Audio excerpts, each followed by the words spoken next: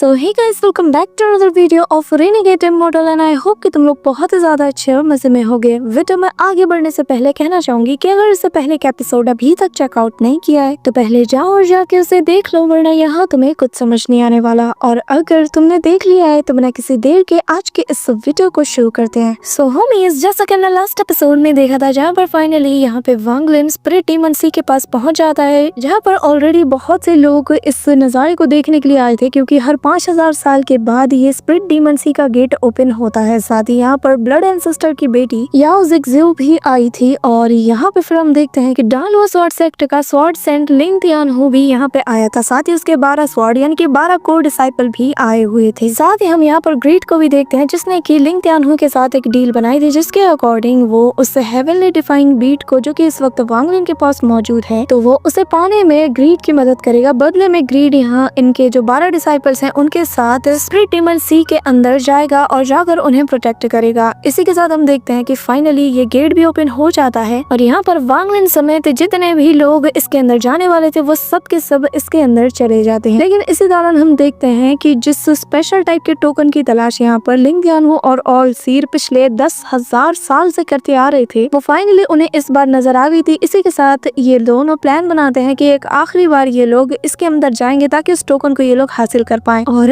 आगे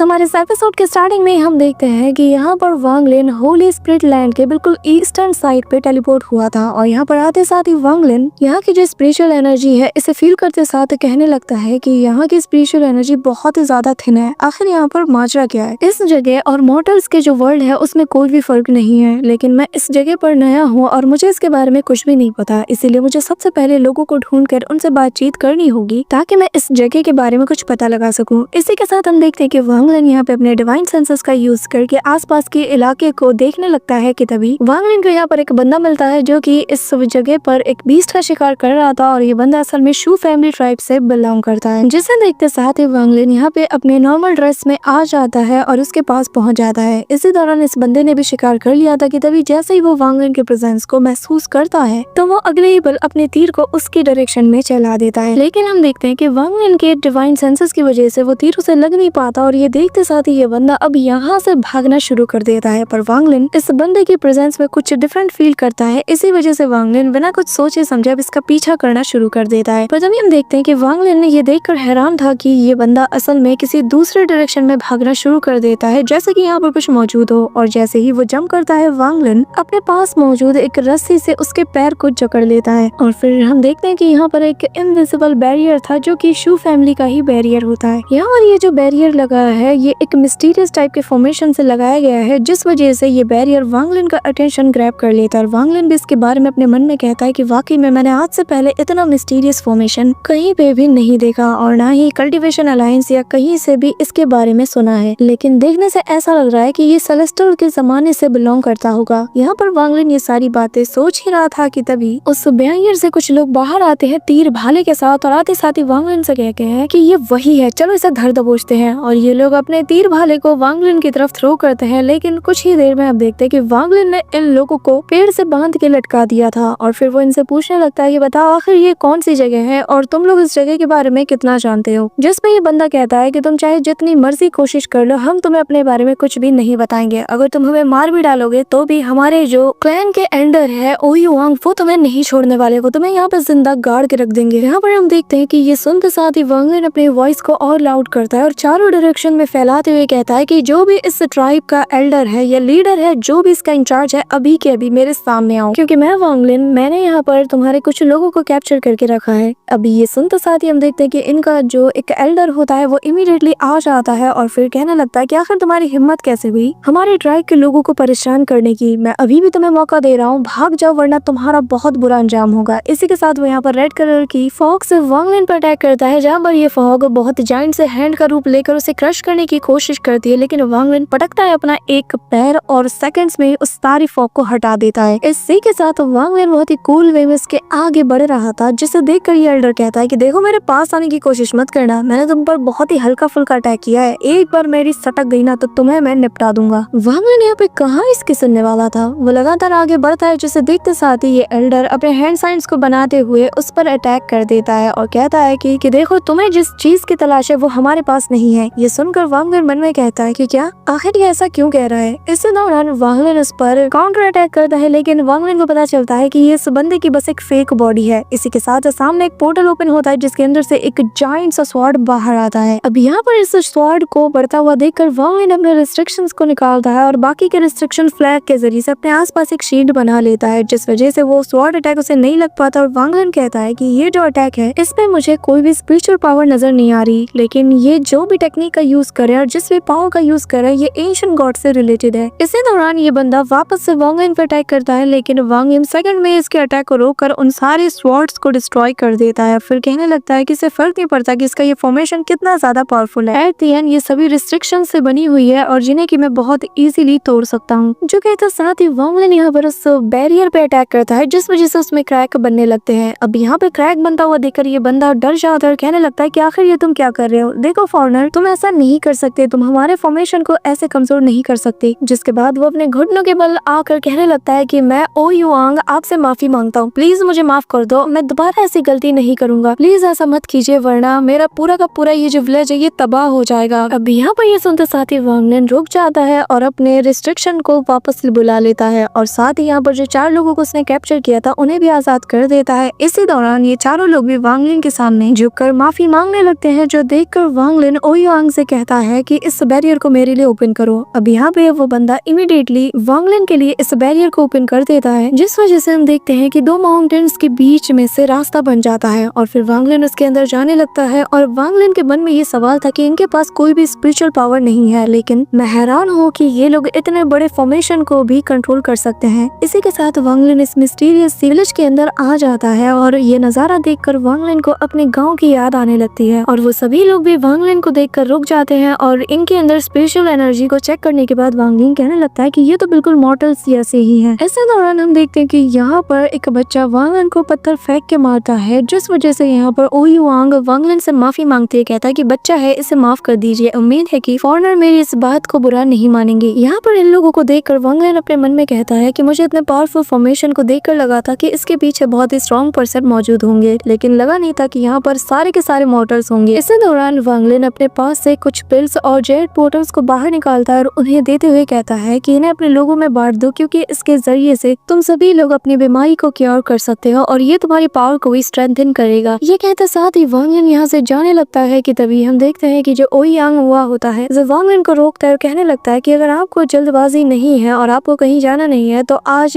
demon spirit की रात है, तो मैं चाहता हूँ कि आप यहाँ पर हमारे साथ रुके और बेहतर यही होगा कि आप आज यहाँ रुक जाएं। साथ ही वो बताने लगता है कि आज की रात को नाइट ऑफ गॉड्स भी कहा जाता है। अब यहाँ पर ये चीज सुनते साथ ही वांग लिन सोचता है कि शायद मुझे यहाँ पे रुकना चाहिए। इसी के साथ सीन शिफ्ट होता है, हमें रात का सीन दिखाया जाता है जहाँ पर ओ युआंग हुआ के साथ वांग लिन मौजूद था और ये लोग ड्रिंक कर रहे थे। साथ ही वो बताने लगता है कि पूरे चांद की रात यहाँ पर जितने भी डीमंस हैं वो सभी लोग डीमन लैंड की तरफ जाते हैं, जिसके बाद वो सभी लोग एक जगह पर गैदर होकर शिकार पे निकलते हैं और उनके रास्ते में आने वाले हर एक लिविंग क्रिएचर को ये लोग अपना शिकार बना लेते हैं और इसी वजह से आज की रात को डीमन नाइट भी कहा जाता है। इसी के साथ हम देखते हैं कि जो ओ युआंग हुआ होता है वो अपने पास एक स्क्रोल को ले आता है और कहने लगता है कि कहा जाता है कि हजारों साल पहले हमारे जो एंसेस्टर हैं वो हमारी पूरी के पूरे ट्राइब को यहाँ पर ले आए और जिसके बाद से हम यहाँ पर आबाद हुई और उन्होंने ही यहाँ पर हमें लाने के बाद इस माउंटेन फॉर्मेशन को सेटअप किया ताकि इविल स्पिरिट और बुरे लोगों से और जो लोग भी हमारे ट्राइब को नुकसान पहुंचाना चाहते हैं उन सभी से ये फॉर्मेशन हमें प्रोटेक्ट कर सके। इसी के साथ वो स्क्रोल को ओपन कर देता है, जहाँ पर उस पेंटिंग को देखते साथ ही जो वांग लिन होता है उसे याद आता है कि इस बंदे को इसने कहीं तो देखा है और वो कहने लगता है कि ये तो वांग लॉन्ग सेक्ट का सेक्ट लीडर है। जो सुनकर ओ युआंग हुआ भी हैरान था, कहने लगता है कि आखिर आपको वांग लॉन्ग नाम कैसे पता, क्या आप वांग लॉन्ग शेंगसियान को जानते हैं? जिस पे वांग लिन नाम में जवाब देते हुए कहता है कि जिस वांग लॉन्ग को मैं जानता हूँ वो बस फाउंडेशनल एस्टेब्लिशमेंट लेवल पर है और इस बंदे की पेंटिंग जैसे कि मैं अपने सामने देख रहा हूँ, देखने से ही पता चल रहा है कि ये बहुत ही स्ट्रॉन्ग और पावरफुल पर्सन है। इसी के साथ वांग लिन पूछने लगता है कि वैसे एक बात बताओ, मुझे तुमसे कुछ और भी जानना है। जब मैं यहाँ पर पहली बार आया तो तुमने मुझसे कहा कि तुम्हारे पास वो नहीं है जो मुझे चाहिए। मुझे सुनते साथ ही ओ युआंग हुआ भी थोड़ा पैनिक कर जाता है, लेकिन वो अगले ही पल वांग लिन को सब कुछ सच सच बता देता है और कहने लगता है कि फॉरेनर, आप जिस चीज के बारे में बात कर रहे हैं मैं वो चीज आपको दिखा सकता हूँ, लेकिन मैं पहले ही बता दूं ये चीज हमारी इस क्लैन के जितने भी लोग हैं उनकी जिंदगी से जुड़ी हुई है, और अगर कोई फोर्सफुली इसे लेने की कोशिश करता है तो हमारे इस फॉर्मेशन का जो फाउंडेशन है ये पूरी तरीके से खराब हो जाएगा। और न सिर्फ ये बल्कि जितने लोग भी यहाँ पे बीमार है उन्हें हील करने में भी वो चीज काम आती है, और अगर वो ना हो तो शायद हम लोग बहुत ही जल्द मारे जाएंगे। इसी वजह से हम यहाँ पर आने वाले हर एक इमोर्टल को अपने बैरियर से रोकते हैं ताकि उसे वो चीज ना मिल जाए। जो सुनकर वांग लिन भी इसकी बातें समझ रहा था, पर तभी ओयांग हुआ कहता है कि लेकिन अगर आप हमें वो एलिक्सर्स और वो जेड्स जो कि आपने हमें कुछ वक्त पहले दिए हैं वो दे दें तो हम बहुत ही खुशी खुशी के साथ आपको वो चीज दे सकते हैं। जो सुनते साथ ही वांग लिन यहाँ पर कुछ एलिक्सर्स बॉटल्स को निकालता है और कहने लगता है कि क्या इतना इनफ होगा, जिस पर ओयांग हुआ को अपनी आंखों में यकीन नहीं होता और वो कहने लगता है कि बिल्कुल ये बहुत ज्यादा है। जिसके बाद वो उन एलिक्सर्स को लेते हुए कहता है कि आउटसाइड वर्ल्ड के ये जो एलिक्सर है ये हमारे इस डीमन लैंड में बहुत ही ज्यादा रेयर माने जाते हैं। इसी के साथ वो वांग लिन को उसी केव के पास ले जाता है जहाँ पर आते साथ ही वांग लिन को कुछ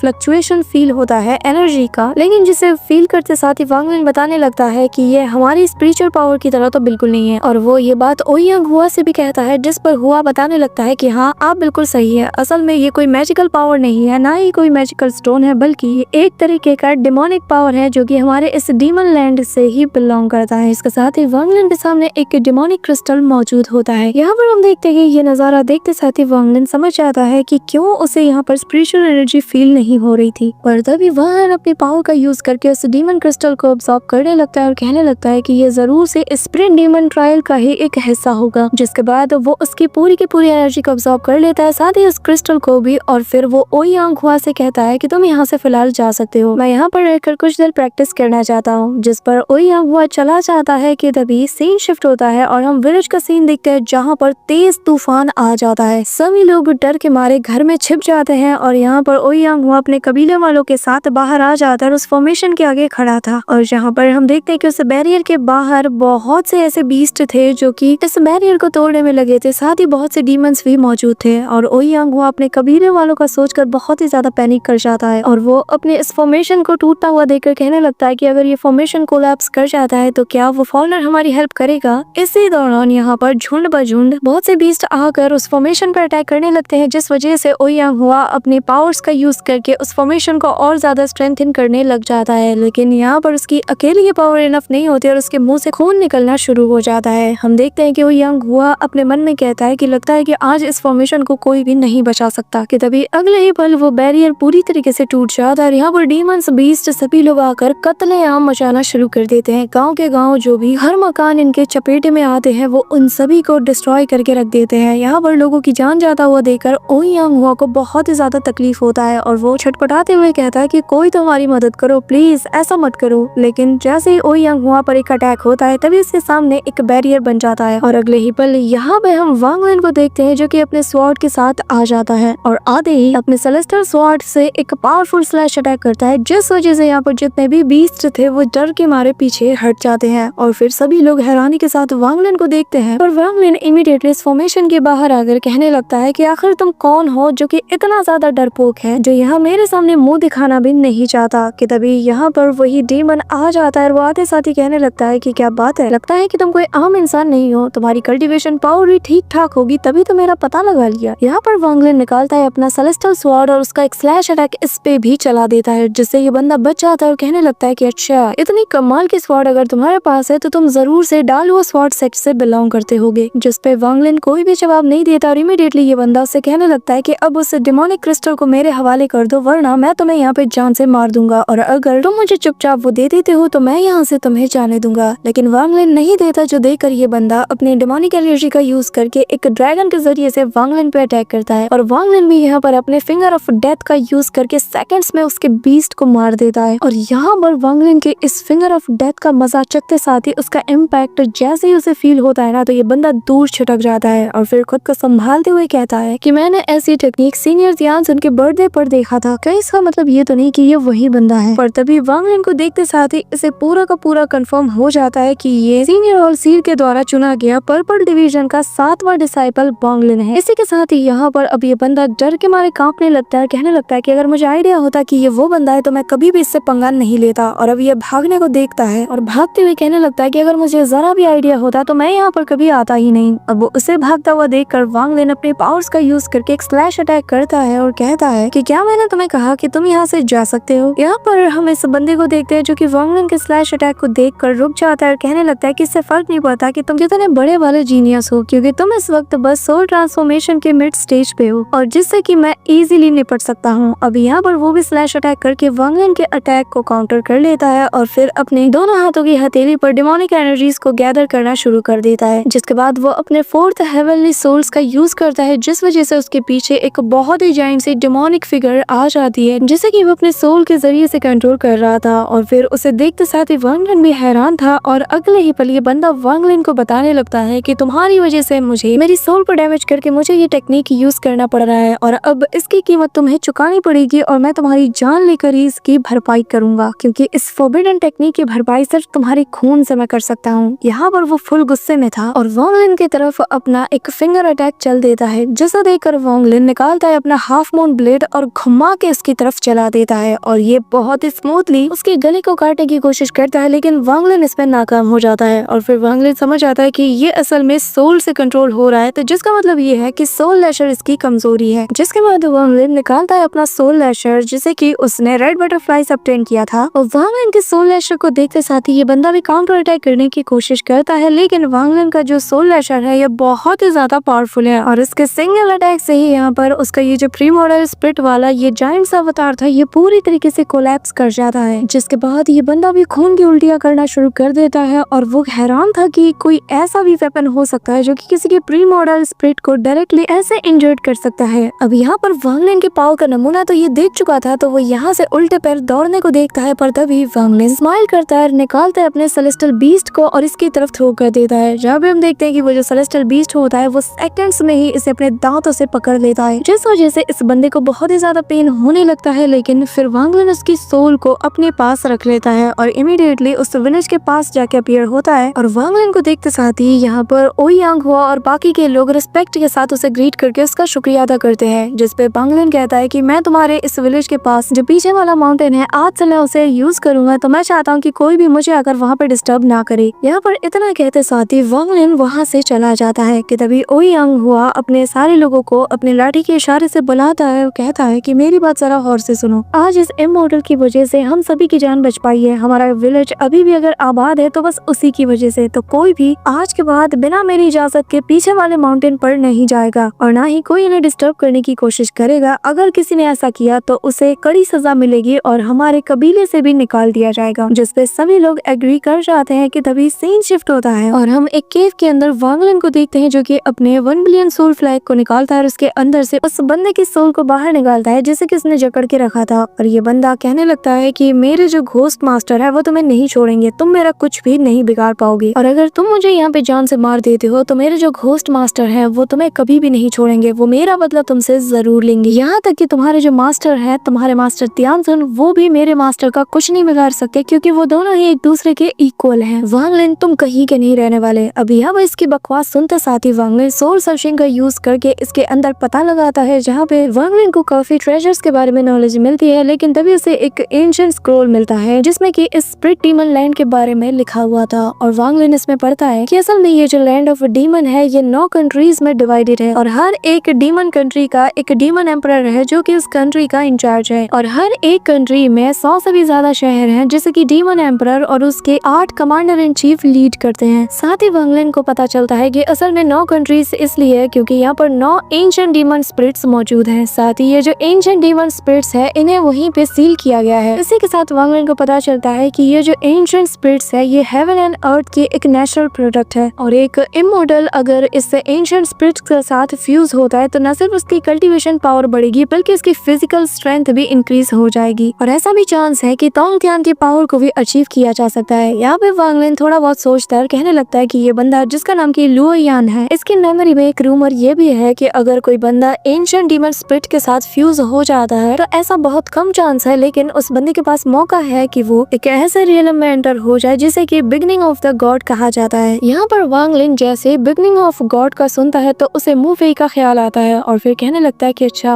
अब मैं सब कुछ समझ गया, ये जो 3 रियलम्स है ये ट्रांसफॉर्मेशन है स्पिरिचुअल पावर और स्पिरिचुअल कॉन्शियसनेस का। इसी के साथ वांग लिन पास्ट के सीन को याद करते हुए उन सारी बातों को याद करने लगता है और कहने लगता है कि अगर मैं अल्टीमेट डेथ को अचीव कर लूँ तो क्या उस रियलम में लाइफ की दूसरी शुरुआत हो सकती है, लेकिन मेरा ये जो लाइफ एंड डेथ वाला डोमेन है इसका क्या होगा। यहाँ पर हम देखते हैं कि वांग लिन सोच में बहुत दूर चला जाता है, फिर कहने लगता है कि नहीं, मुझे पहले प्रेजेंट टाइम में फोकस करना चाहिए। और फिर वो कहने लगता है कि ल्यू यान्स की जो मैंने मेमोरी में झांका है उसके अकॉर्डिंग कि सिर्फ वही लोग जिनकी कल्टीवेशन हायर लेवल पे हो या फिर जिनकी जो डिमोनिक ऑरा है वो बहुत ज्यादा हो, वही लोग इस कंट्री के मिलिट्री कैंप का हिस्सा बन सकते हैं, जिसके बाद उन्हें स्पेशल पोजीशन दी जाएगी और जिसके बेस पर ही वो यहाँ पे कुछ कर सकते हैं। और इस वक्त मैं स्काई डीमन कंट्री में हूँ और जो मेरे सबसे नजदीकी शहर है उसका नाम है एंशिएंट डीमन सिटी, और जहाँ पर कि मुझे जाना चाहिए। इसी के साथ वांग लिन बताने लगता है कि ल्यू यान यहाँ पर डीमन क्रिस्टल्स के लिए आया था, लेकिन मुझे अब जबकि उसका क्रिस्टल मिल चुका है और मेरे पास एक पहले से मौजूद था और इन्हें फ्यूज करने के बाद मेरे पास एक 3rd रैंक का डीमन क्रिस्टल बन चुका है और जिसके जरिए से ही मैं उससे डीमन सिटी में जा सकता हूँ। इसी के साथ तो वांग लिन अपने 1 बिलियन सोल फ्लैग के साथ बाहर आ जाता है, लेकिन वांग लिन कहने लगता है कि फिलहाल मुझे इतनी जल्दबाजी करने की जरूरत नहीं है, मुझे पहले यहाँ पर खुद को ठीक ठाक पावरफुल बनाना होगा, ठीक ठाक डीमन क्रिस्टल्स को जमा करना होगा और यहाँ पर अपनी एक अच्छी खासी पहचान बनानी होगी, जिसके बाद ही मैं आगे बढ़ूंगा। So that's it for today guys. I hope कि तुम सबको आज की वीडियो काफी ज्यादा पसंद आई होगी। अगर हाँ तो वीडियो को लाइक करना, चैनल पे नए हो तो सब्सक्राइब करना। तो मिलते हैं नेक्स्ट वीडियो में, तब तक के लिए बाय।